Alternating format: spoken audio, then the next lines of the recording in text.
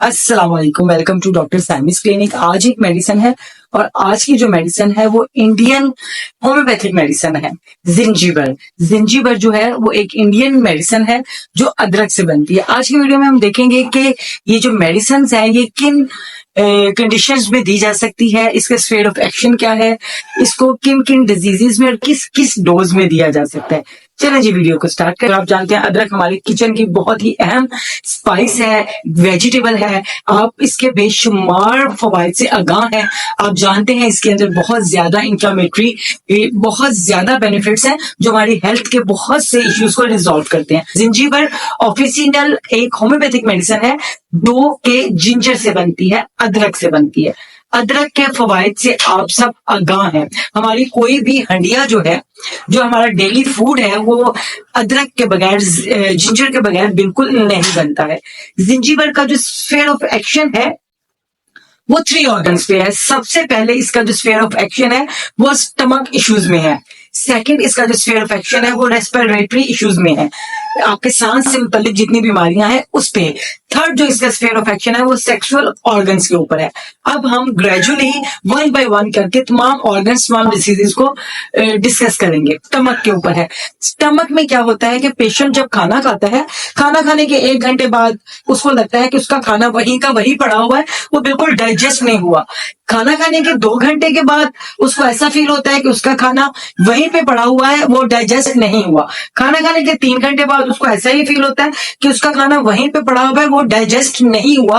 और खाना जो है जिस जगह पे पड़ा हुआ है वहां पर स्टमक पेशेंट को फील होता है जैसे वो पत्थर की तरह सख्त हो गया है। सारा दिन सुबह से नाश्ता किए हुए, सारा दिन गुजर जाने के बाद रात तक जो सुबह नाश्ता किया होता है वो खाने के डकार आ रहे होते हैं, और बाज दफा डकार के साथ वो फूड भी ऊपर आपके फूड पाइप में आ जाता है और उसकी स्मेल और उसका जायका भी आता है। जो जब पेशेंट खाना खाता है और वो खाना उसका पत्थर की तरह पड़ा रहता है और वो डकार लेता है, बहुत लंबे लंबे, बहुत गहरे गहरे डकार लेने के बाद भी पेशेंट को अपनी तबीयत में बेहतरी फील नहीं होती। पेशेंट बहुत इरिटेट होता है, उसको बहुत ही ज्यादा तंगी महसूस होती है, उसको लगता है कि ये मैंने क्या खा लिया है जो मेरा पेट पत्थर की तरह बन गया है। तो ये इसकी मेन सिम्टम है कि पेशेंट का जो खाना है वो डाइजेस्ट नहीं होता। सेकंड जो इसकी सिम्टम है वो है aggravation with eating melon and watermelon. जैसे गर्मियां हैं, वाटरमेलन का सीजन आ गया है और सबको, बड़ों बच्चों सबको वाटरमेलन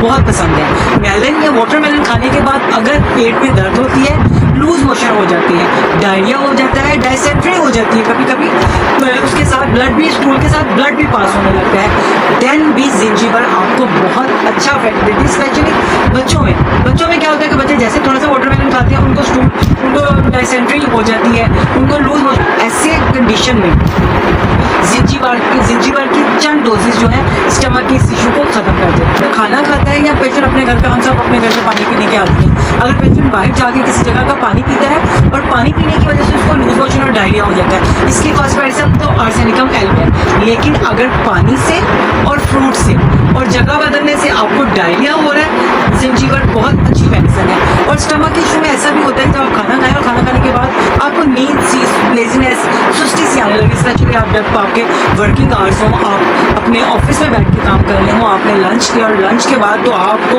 ऐसी नींद और गुनूदगी है कि आपसे अपना काम करना मुश्किल हो रहा हो, तो आपने चंद बूंदें जिंजीबर की लेनी है जो आपको फ्रेश कर देगी। तो ये इसके वो स्टमक इश्यूज थे जो हमने डिस्कस किए, जिसको यूज करने से वो तमाम स्टमक इश्यूज खत्म हो जाएंगे। सेकंड जो इसका स्फीयर ऑफ एक्शन है वो है रेस्पिरेटरी ऑर्गन्स के ऊपर। रेस्पिरेटरी ऑर्गन्स में होता है कि पेशेंट को सुबह के टाइम, जिस वक्त वो सो के उठता है ना, सुबह के टाइम उसका जो पूरा गला है वो बलगम से भरा होता है। उस बलगम को निकालने के लिए वो जोर जोर से खींचता है, बहुत जोर जोर से खौ खौ करता है। अगर आपने देखा होगा बड़े बड़े सुबह के टाइम, मॉर्निंग के वक्त वो अपने गले से बलगम को निकालने के लिए कई मिनट कोशिश करते रहते हैं, लेकिन वो कोशिश के बावजूद उनका गला क्लियर नहीं होता, उनकी हॉर्सनेस ऑफ थॉट जो है वो बढ़ जाती है, जिससे उन्हें बहुत कफिंग होती है।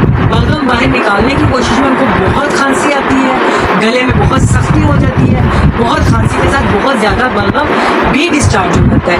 ऐसी कंडीशन में, ऐसी रेस्पिरेशन की कंडीशन में जब खांसी भी हो रही है, गले में बलगम भी बहुत बन रहा है और सुबह के टाइम बलगम को निकालना मुश्किल हो रहा है, जिंजीवर की चंद बूंदें जो है वो आपको बहुत अफेक्ट होती हैं जब आपकी बॉडी में बलगम को बनने का रुझान ज्यादा है।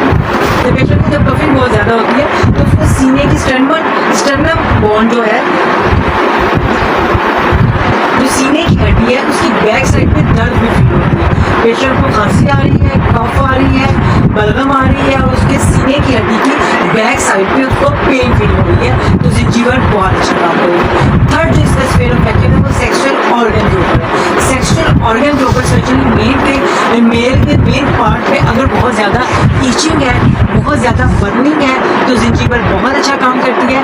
और एक स्पेसिफिक सिम्टम है कि इनकी जो इरेक्शंस होती हैं, इरेक्शंस विद पेन होती है। इरेक्शन में कोई मसला नहीं होता, इरेक्शन नॉर्मल होती है, लेकिन इरेक्शन विद पेन बहुत कम मेडिसिन में ये सिम्टम पाई जाती है। तो जिंजीवर में ये सिम्टम पाई जाती है कि इरेक्शन विद पेन। तो जिंजीवर जो है वो हम देखते हैं हाउ टू यूज, इसको हमें यूज कैसे करना है, इसको किस पोटेंशियल में यूज करना है। तो आप इसको मदर टेंशन में यूज कर सकते हैं। मदर टेंशन में 10 ड्रॉप सुबह, 10 दोपहर और 10 ड्रॉप को दे सकते हैं। लेकिन अगर आप अपने बच्चों को देनी है तो 5 ड्रॉप सुबह में, 5 दोपहर में और 5 शाम में दे सकते हैं। अगर आपकी कोई मेडिकेशन चल रही है, आप नहीं, आप थायराइड की कोई मेडिसिन ले रहे हैं, आपके हाई ब्लड प्रेशर की कोई मेडिसिन चल रही है, आपकी डायबिटीज की कोई मेडिसिन चल रही है, तो आप उस मेडिसिन के साथ भी इसको ले सकते हैं। लेकिन उस मेडिसिन के बाद कम से कम 1 घंटा, आधा घंटे का वक्फा करके आप इस मेडिसिन को ले सकते हैं। से 5 जो सिम्टम्स थी, उसको स्पेसिफिक सिम्टम्स है, उनको आप टिप पे याद कर लीजिए।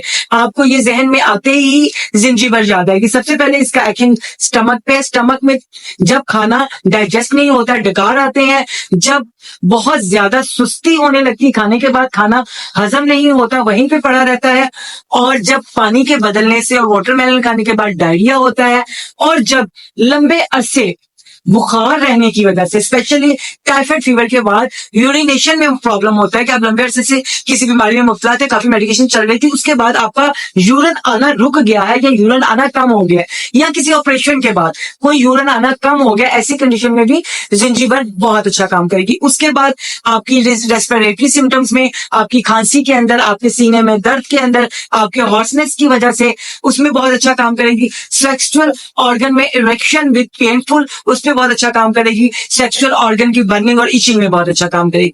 अब आपके जहन में ये क्वेश्चन तो आ रहा होगा कि जिंजीवर और अदरक, जब अदरक से ही बनती है तो हम अदरक ही क्यों ना ले लें।